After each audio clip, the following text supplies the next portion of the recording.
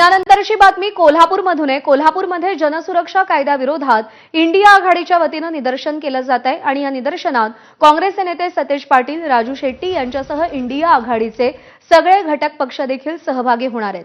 आज राज्यव्यापी आंदोलनाचा इशारा देण्यात आलेला आहे आणि काही वेळापूर्वी पुण्यामध्ये सुप्रिया सुळे यांच्या नेतृत्वात आंदोलन केलं गेलं, तर आता कोल्हापूरमध्ये देखील जनसुरक्षा कायद्याविरोधात इंडिया आघाडी आक्रमक झाली आहे।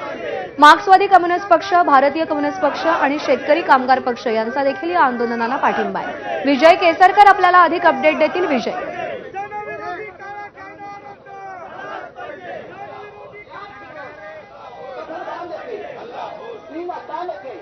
विजय, माझा आवाज पोहोचतोय तुमच्यापर्यंत?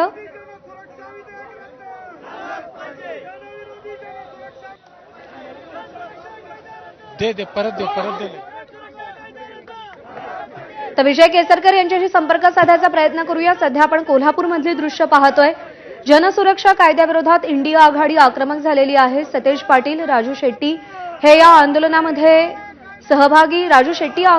सहभागी होणार आहेत, तर सतेज पाटील यांच्या नेतृत्वात हे आंदोलन सुरू झालेलं आहे। मार्क्सवादी कम्युनिस्ट पक्ष, भारतीय कम्युनिस्ट पक्ष आणि शेतकरी कामगार पक्षाचा या आंदोलनाला पाठिंबा आहे। राज्यव्यापी आंदोलन पुकारलं गेलंय महाविकास आघाडीकडून, इंडिया आघाडीकडून।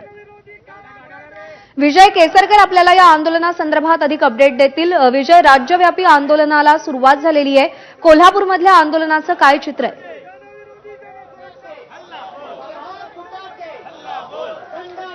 इंडिया आघाडीच्या वतीनं संपूर्ण राज्यभर हे राज्यव्यापी आंदोलन आहे ते या ठिकाणी करण्यात आलेलं आहे। जनसुरक्षा जो कायदा आहे हा कायदा पूर्णपणे रद्द करावा अशा पद्धतीची मागणी आहे ते या आंदोलनाच्या माध्यमातून करण्यात येते आणि कोल्हापुरात देखील जिल्हाधिकारी कार्यालयापर्यंत हा मोर्चा आहे तो पोहोचलेला आहे।